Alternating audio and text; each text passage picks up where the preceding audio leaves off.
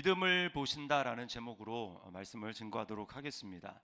자, 오늘 예수님께 나와서 고침받은 사람을 중풍병자라고 그렇게 합니다.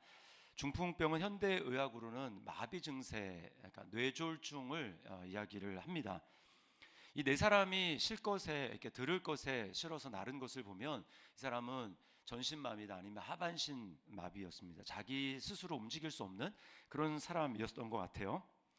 우리 오늘 예배 드리러 나오신 분 중에는 이제 이런 분이 안 계시죠. 그러니까 자기 발로 예배 드리러 나왔습니다. 그러나 조금 영역을 넓혀보면 어떨까요? 그러면 우리에게도 해당이 됩니다. 정서적 마비는 어떨까요? 정서적 마비. 눈물을 흘려야 되는데 눈물이 나지 않습니다. 감정이 메말라서 다른 사람과 공감할 수 없습니다. 이거 내 마음대로 안 되는 것이죠. 이것도 마비라고 할 수 있습니다. 그런가 하면 의지적인 의지의 마비도 있습니다. 무엇을 해야 하는지 다 알고 있는데 몸이 움직여지지 않습니다. 의지가 움직여지지 않아요. 성경을 보아야 하고 기도를 해야 하는데 잘 안 됩니다. 또 하나님께 나아가야 하는데 마음만 있고 엉덩이가 무겁습니다. 용서해야 하는데 용서가 잘 되지 않습니다. 여러분, 우리가 다 상황은 좀 다르지만 이런 문제들을 다 안고 우리가 살아가고 있습니다. 그러므로 이 중풍병자의 이야기, 예수님께 나온 이 이야기, 그래서 고침받은 이 이야기는 이 사람만의 이야기가 아니라 바로 우리의 이야기가 되는 것입니다. 어떻게 옴짝달싹 할 수 없는 그런 상황, 내가 마음은 있지만 전혀 움직여질 수 없는 이런 상황 가운데 고침을 경험할 수 있을까? 어떻게 이 상황에서 벗어날 수 있을까요? 치유를 경험할 수 있을까요? 자, 오늘 본문 말씀을 통해 살펴보는데 첫 번째는 항상 그렇듯이 믿음으로 반응을 해야 합니다. 오늘 이 중풍병자 환자를 예수님 앞으로 데려다 놓은 사람은 가족인지 친구인지 정확하게 나와 있지 않습니다. 그런데 예수님은 그들의 믿음을 보셨다라고 이야기를 합니다. 그들의 행동을 믿음이라고 평가를 하세요. 그래서 우리는 이들의 모습을 통해서 믿음이란 이런 것이구나, 믿음의 원리는 이런 것이구나 발견하게 됩니다.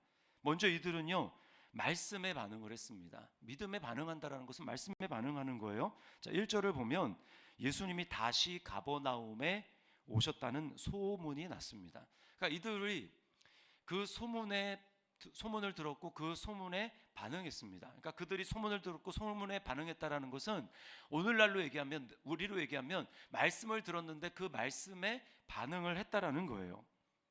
복음에 반응을 한 것입니다. 예수님이 고치시더라 라고 하는 그 말씀에, 복음에 반응을 한 거예요.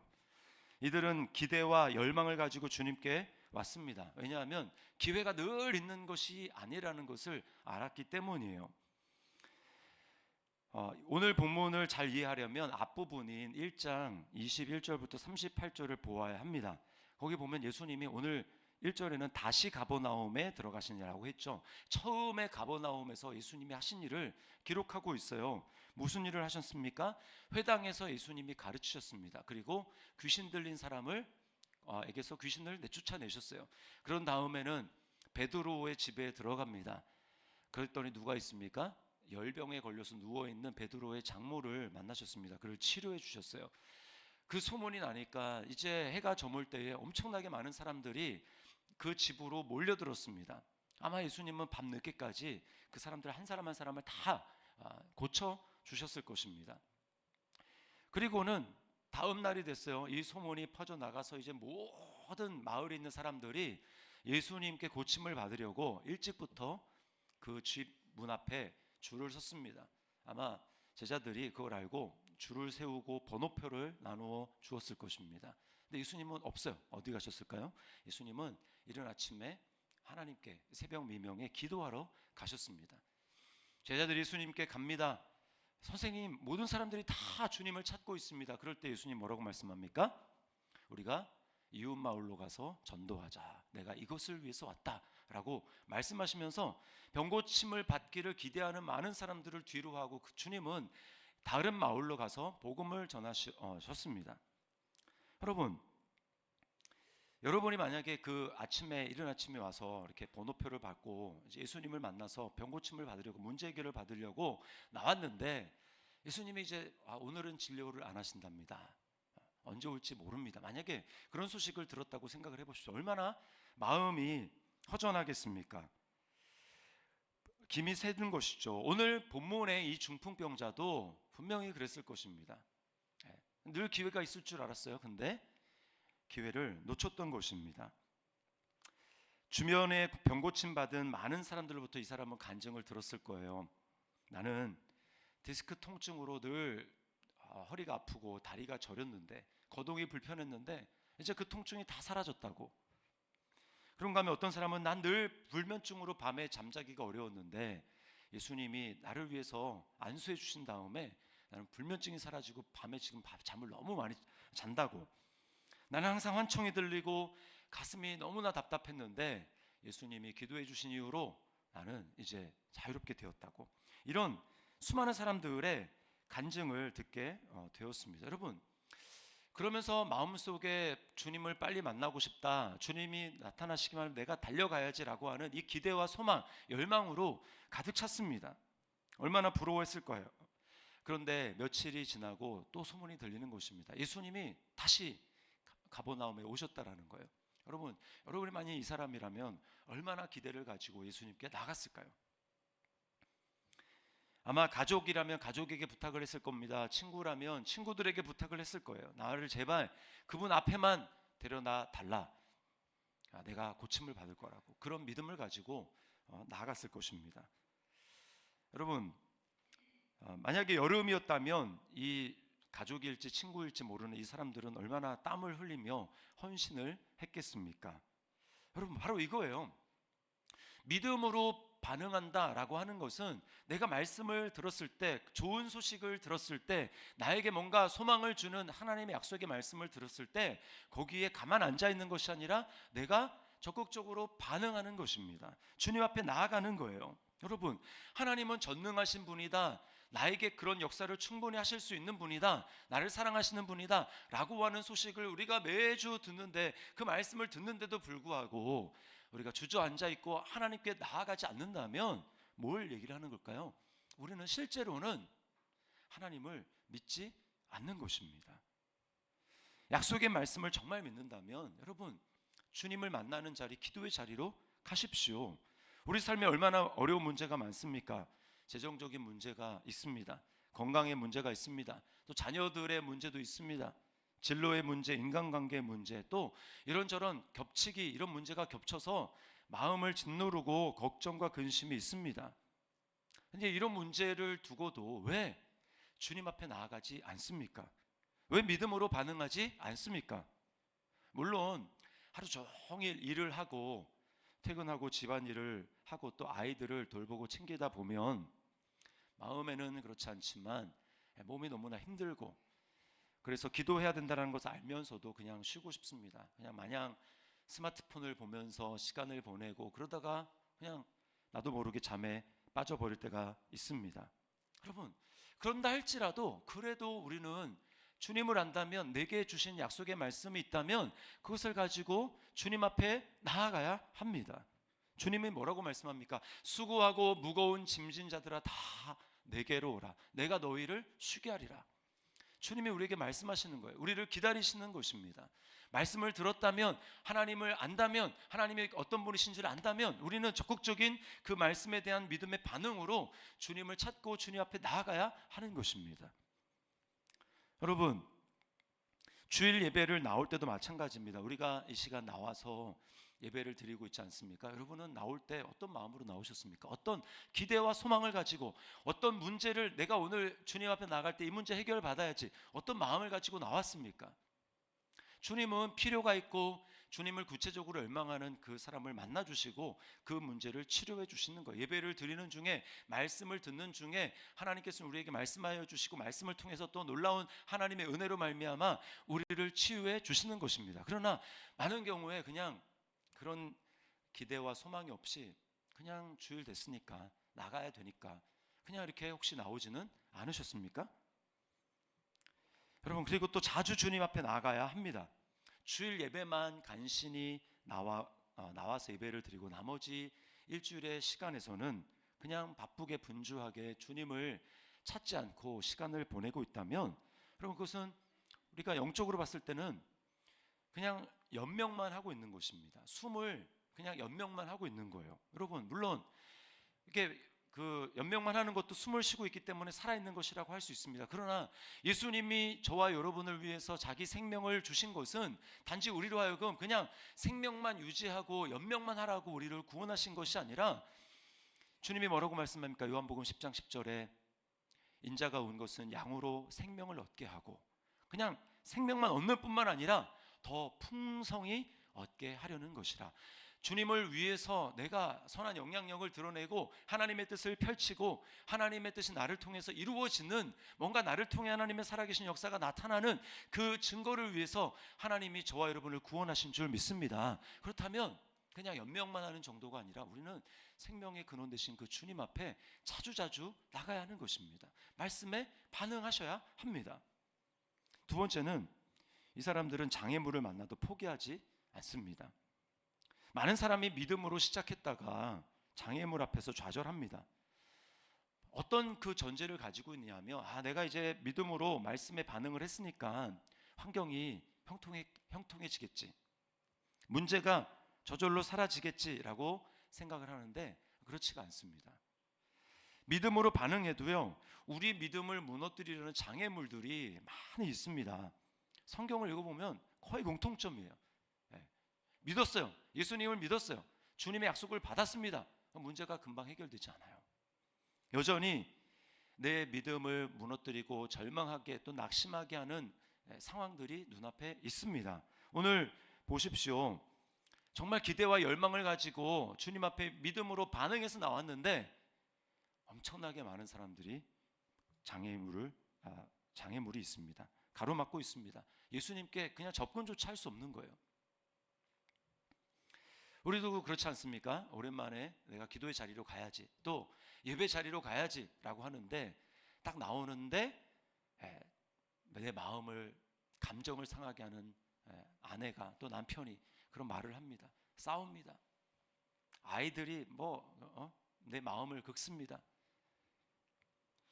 또 내 마음이 무너지는, 감정이 막 요동될 만한 어떤 소식을 듣습니다. 다 장애물이죠.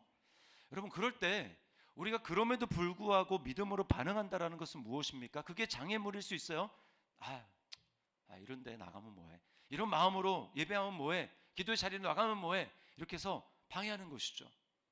근데 그때 믿음으로 반응한다라는 것은 무엇입니까? 그럼에도 불구하고 내가 예배를 빠지지 않겠다, 그럼에도 불구하고 내가 기도의 자리에 나가겠다라고 하며 의지적으로 결단하며 나가는 것입니다. 사단은 끊임없이 우리를 환경 속에 가두어 두고 절망에, 또 우리의 감정에 빠져서 하나님 앞에 나아가지 못하게 방해합니다. 거기에 속으면 안 돼요. 절망하고 낙심하면 포기하게 됩니다. 사단이 끊임없이 우리 마음에 절망을 심어줘요. 이제 끝이다. 그럼 그렇지, 내가 이럴 줄 알았어. 나는 안 돼. 이제 방법이 없어. 할 수 없어 라고 계속해서 그 상황을 바라보면서 부정적인 생각을 하게 하고 부정적인 말을 내뱉도록 합니다. 여러분, 그때 포기하면 처음에 믿음으로 반응했던 그 일이 내 삶의 열매로 결실을 맺지 못합니다. 그때 믿음으로 끝까지 버텨야 되는 거예요. 그럴 때일수록 믿음으로 반응해야 됩니다. 찬양과 감사의 기도가 그래서 중요해요. 여러분, 기도하려고 할 때, 목사님 저도 기도하려고 하는데 기도가 잘 안 됩니다. 저도 어떤 경우에는 기도하려고 딱 눈을 감으면 상황이 막 제 마음을 확 누릅니다. 어떤 성도가 했던 말, 그런 말이 제 마음을 누릅니다. 그리고 두려움이 제 마음을 엄습해와요. 그래서 아무리 하나님 이 문제를 해결해 주십시오 라고 해도 마음이 평안이 없어요. 평안이. 그럼 어떻게 해야 됩니까? 어떻게 믿음으로 한다라는 것은요, 우리가 기도를 하지만 대부분 그냥 현실에 매여 있는 경우가 많아요. 그때 필요한 것은 뭐냐면 주님을 바라보는 것입니다. 믿음으로 주님을 바라보는 것. 아니, 목사님 기도하는 행위 자체가 주님을 바라보는 것 아닙니까? 근데 그렇지가 않아요. 믿음으로 주님을 바라본다라는 것은 뭐냐면 환경을 통해서 주님 앞에 나가는 것이 아니라 주님이 이미 행하신 그 일을 바라보는 것입니다. 그리고 주님이 이미 내 삶 가운데 행하신 일을 믿음으로 선포하고 감사하는 것입니다. 하나님, 나를 하나님의 자녀로 삼아주신 것 감사합니다. 주님, 내가 기도할 수 있도록 나를 기도의 자리로 이끌어 주신 것을 감사합니다. 지금 성령님께서 나를 기도하게 하시고 이것을 통해서 하나님의 놀라운 기적으로 나를 이끌어 주심을 감사합니다. 주님은 지금 살아계시고 나를 위해서 일하고 계심을 내가 믿고 감사합니다. 이렇게 주님을 바라보면서 하나님 앞에 감사하고 찬양하는 거예요. 주님은 전능하신 분입니다. 주님은 능력이 있으신 분입니다. 주님은 사망에서 부활하셔서 나에게 생명을 주시는 하나님입니다 라고 하나님 앞에 주님이 이미 행하신 일을 선포하고 그것이 또 내게 이루어진 일들을 감사하면서 하나님 앞에 나아가는 거예요. 그러면요, 놀라운 일이 일어나는데, 처음에는 문제가 내 마음을 각 누르고, 그리고 문제의 그 안개가 너무 자욱해서 주님이 보이지 않다가, 그렇게 내가 믿음으로 감사하고 찬양하며 하나님 앞에 나아가게 될 때 어떤 일이 일어나냐면 성령의 바람이 붑니다. 성령의 바람이 불어서 이 문제의 자욱한 안개가 점점 사라지게 하는 거예요. 그리고 주님의 모습이 점점 또렷하게 보입니다. 여러분, 이게 믿음의 기도예요. 믿음의 기도. 차츰 안개는 걷히고 하나님 지으신 빛이 뚜렷이 보이리라. 가는 길이 온통 어둡게만 보여도 하나님은 실수하지 않으신다네. 여러분, 우리 하나님은 이런 하나님이신 줄 믿습니다. 성경이 뭐라고 말씀합니까? 빌립보서 4장 6절과 7절입니다. 우리 같이 한번 읽어보겠습니다. 아무것도 염려하지 말고 다만 모든 일에 기도와 간구로 너희 구할 것을 감사함으로 하나님께 아뢰라. 그리하면 모든 지각에 뛰어난 하나님의 평강이 그리스도 예수 안에서 너희 마음과 생각을 지키시리라. 아멘. 여러분, 모든 염려와 걱정, 근심, 내 마음을 짓누르는 그 환경으로부터 나를 지키는 것, 내 마음을 지키는 것은 오직 믿음의 기도인 줄 믿습니다. 믿음의 기도예요. 그리고요, 그렇게 할 때 마음에 하나님이 주시는 평안이 임하면 비로소 우리는 하나님이 주시는 지혜를 얻을 수 있습니다. 여러분, 마음의 평안이 임하기까지는요, 지혜가 임하지 않아요. 문제를 해결해 나가서 내가 이때 정말 지혜가 필요한데, 아이러니하게 그때 마음에 평안이 임하기 전까지는 지혜가 절대 임하지가 않습니다. 근데 마음이 평안이 임하면 눌렸던 나의 마음이 쫙 펴지면서 비로소 사리분별이 명확하게 되고 또 하나님의 지혜로 어떻게 행해야 될지를 하나님이 알게 하시는 겁니다. 그러므로요, 마음의 평안이 임하는 것은 너무나 중요한 일이에요. 하나님, 마음의 평안만 임하면 무슨 소용이 있습니까? 이게 문제를 해결하는데 무슨 도움이 됩니까? 우리는 이렇게 얘기하죠. 그러나 그렇지가 않습니다. 마음의 평안이 임하고 있다는 것은 지금 하나님이 나에게 응답해 주고 계신다는 사인이고요. 그리고 마음의 평안이 임하면 하나님이 내게 어떻게 행해야 될지 보여주시는 그 지혜를 주신다라는 거예요. 오늘 이 믿음으로 반응하고 포기하지 않았던 이 사람들에게 어떤 지혜가 임합니까? 사람들은 다 그냥 엄청나게 사람들이 몰려있는 그 문 앞만 주목하고 있을 때 하나님이 이들에게 전혀 다른 길을 보게 하십니다. 지붕을 보게 하시는 거예요. 지붕. 야, 다른 길이 있다. 다른 길이 있어. 마찬가지입니다.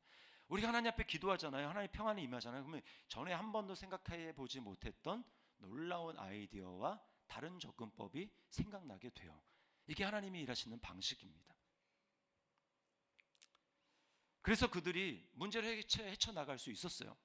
다 사방이 막힌 것 같고, 야, 이제 어떻게 하나, 끝났다 라고 생각하는 그때에 믿음으로 포기하지 않고 끝까지 나아갔더니 새로운 길이 보이는 것입니다.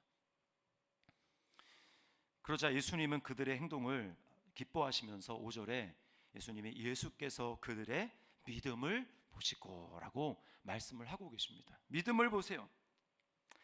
거기에 수많은 사람들이 몰려 있었지만 예수님의 시선을 사로잡은 것은 포기하지 않는 그 믿음을 가지고 말씀에 반응했던 그들이었습니다. 주님의 시선을 사로잡았어요. 신 스틸러, 저는 그 프로를 보지 않았지만 제목이 특이해서 지금도 하는지 모르겠는데 예수님의 시선을 사로잡는 신 스틸러는 믿음으로 반응하는 사람입니다. 믿음으로 반응하는 사람. 예수님의 시선은 우리의 믿음에 머무십니다. 주님은 우리의 믿음을 보십니다. 자, 그런데요, 예수님은 중풍병자에게 전혀 뜻밖의 말씀을 하십니다. 뭐라고 말씀합니까?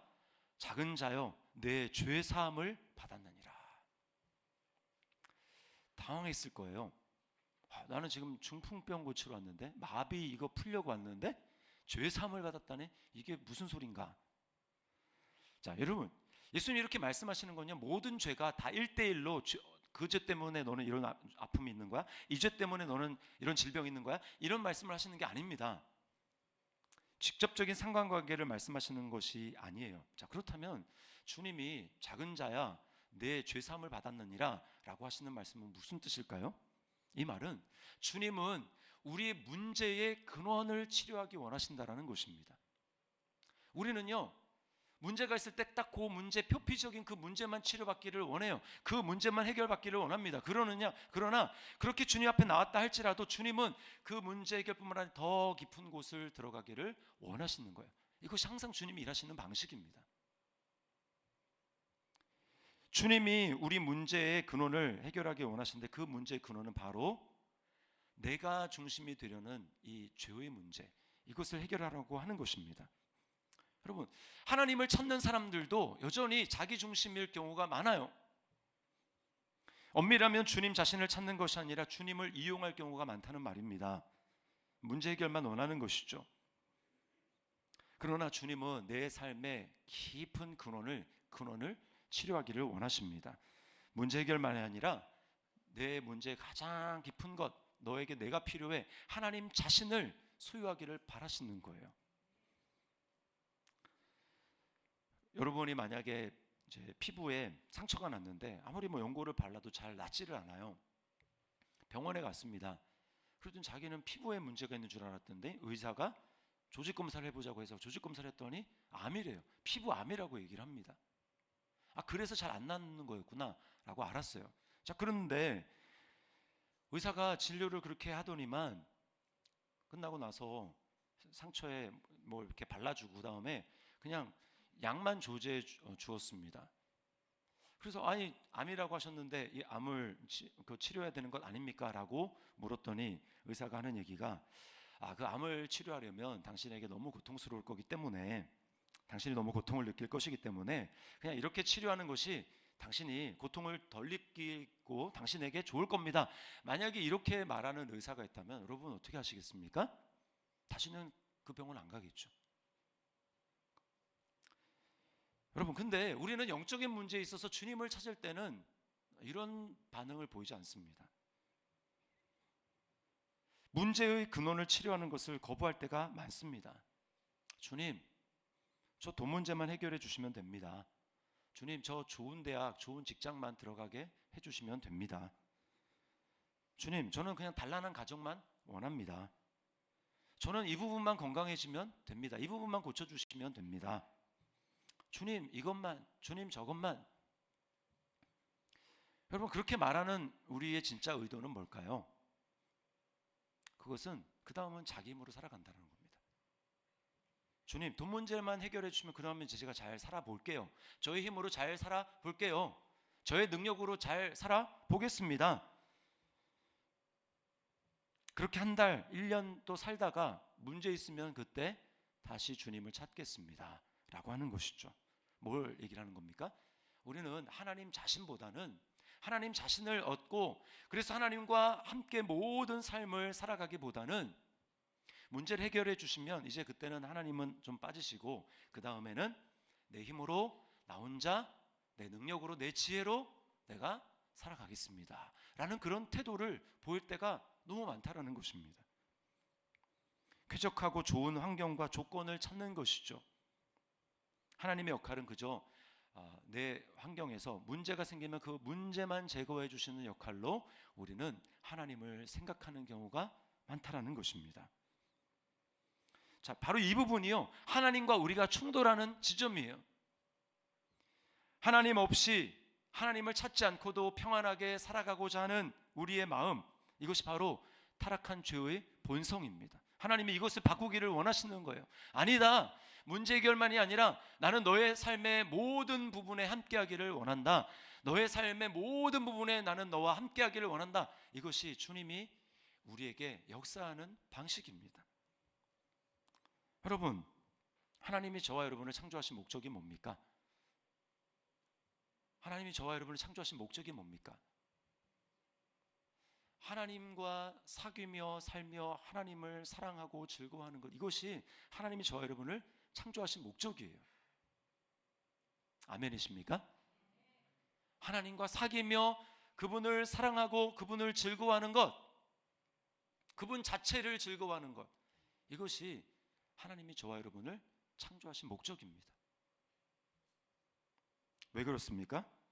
진정한 행복이 하나님 안에 있기 때문에 그런 것이죠. 진짜 기쁨, 인생의 의미, 내가 누군가라고 하는 나의 진짜 정체성, 이거는 오직 하나님 안에서만 발견될 수 있고, 하나님 안에서만 발견되고, 하나님 안에서만 행복하게 정말 누리며 살아갈 수 있기 때문에 하나님이 이것을 우리에게 주시고자 원하는 거예요. 근데 우리는 그게 아닙니다. 더 깊이 들어가기를 거부해요. 아닙니다. 주님, 저 이 문제만 해결되면 돼요. 여러분, 엄마 품을 떠난 아기는 심각한 정서장애를 앓게 됩니다.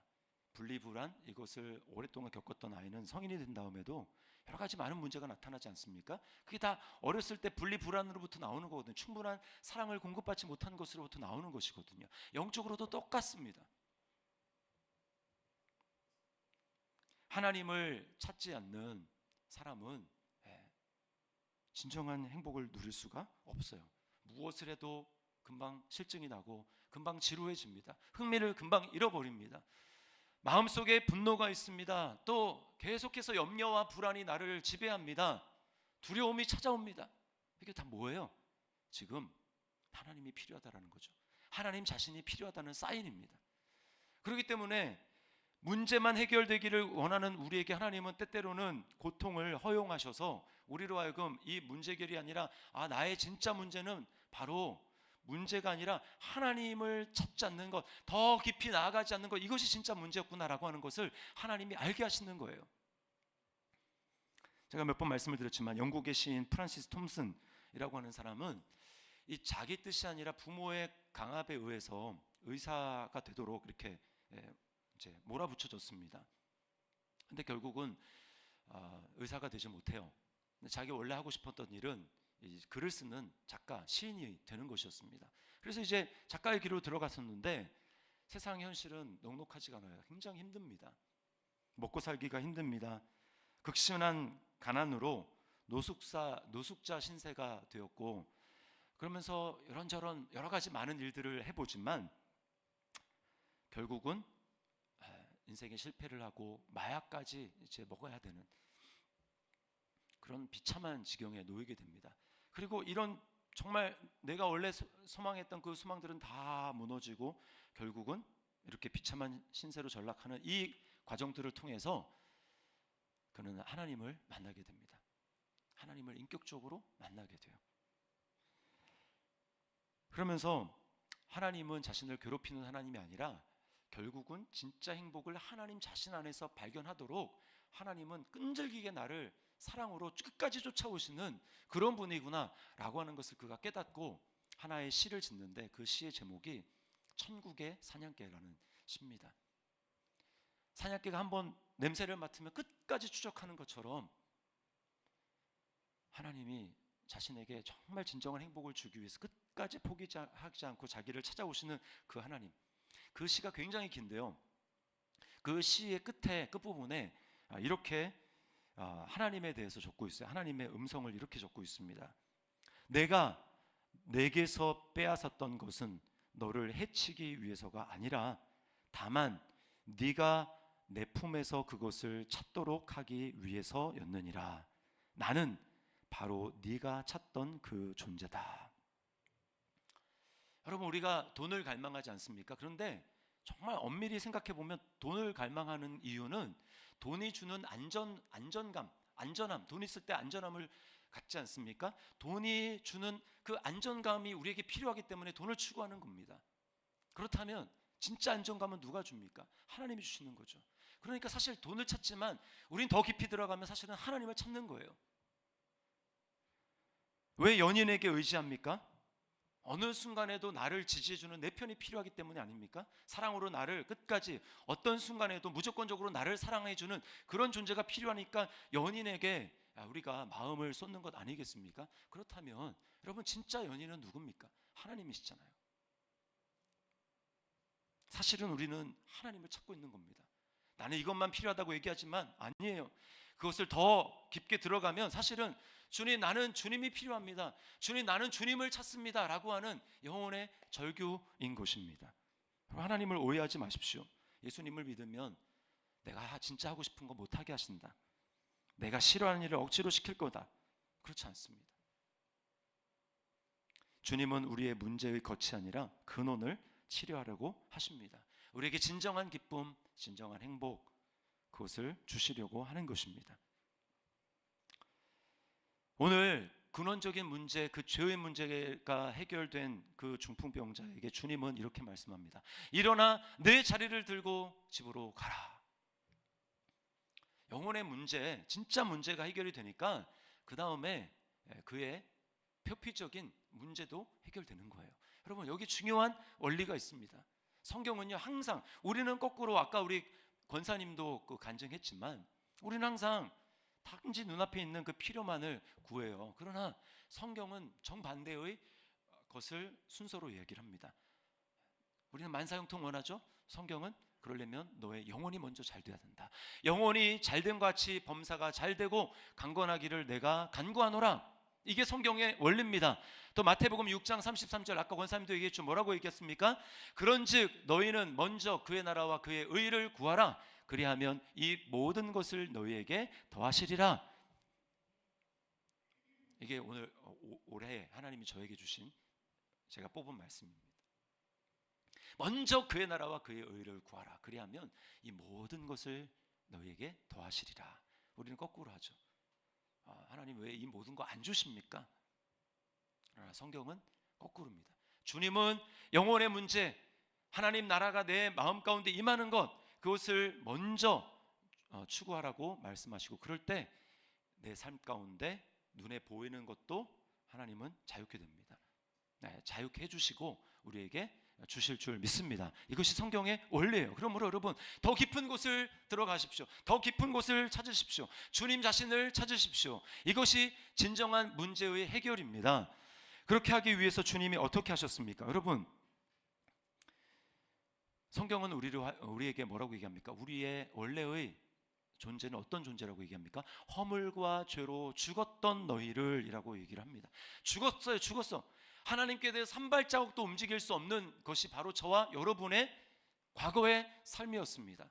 하나님이 말씀하시지만 그 말씀에 한 말씀이라도 순종할 수 없었던, 영적으로 죽었던, 영적으로 중풍병자 된, 한 발자국도 움직일 수 없는 그런 사람이 바로 저와 여러분인데, 이 문제를 해결하기 위해서 주님은 어떻게 하십니까? 십자가에서 달리십니다. 십자가에 달린 주님을 보십시오. 좌우에 손에 그리고 양발에 못이 박힙니다. 뭐예요? 주님이 못 움직이게 되신 거죠. 주님은 어디거나 가실 수 있는 자유로운 분이지만 우리의 죄 때문에 나의 죄를 주님이 대신 짊어지시고 나 대신 주님이 영적인 마치 중풍병자처럼 되어서 십자가에서 움직이지 못하고 꼼짝없이 십자가에 못 박히는 그런 존재가 되셨습니다. 주님이 그렇게 하심으로 나와 함께 십자가에 죽게 하심으로 부활하신 그 주님께서는 우리에게 이제는 강하고 담대하고 이제는 연약한 것이 아니라 하나님을 향해서 믿음으로 살아갈 수 있는 진정한 자유와 능력을 우리에게 주신 것을 여러분 믿으시기를 바랍니다. 이것이 그리스도 안에 있는 우리의 새로운 신분이라는 거예요. 그러므로 여러분 우리가 어떻게 살아야 되겠습니까? 이제는 우리가 예전처럼 마음에는 원이로되 육신이 연약해서 이렇게 얘기를 하는 게 아니라, 설사 그러한 문제가 상황이 내게 닥쳐온다 할지라도 우리는 이미 승리하신 예수 그리스도를 바라봐야 될 줄 믿습니다.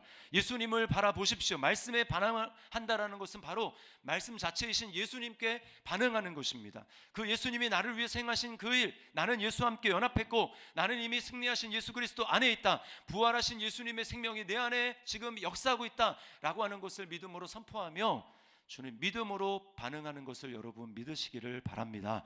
그리고 상황 가운데 그냥 잊지 마시고 믿음으로 주님을 바라보며 기도하십시오. 기도의 자리로 가십시오.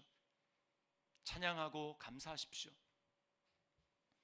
그리고 또 하나 말씀을 드릴 것은 나 혼자만 그런 것이 아니라 오늘 이 중풍병자를 내 귀퉁이에서 들고 예수님 앞으로 갔던 것, 그는 스스로는 할 수 없지 않습니까?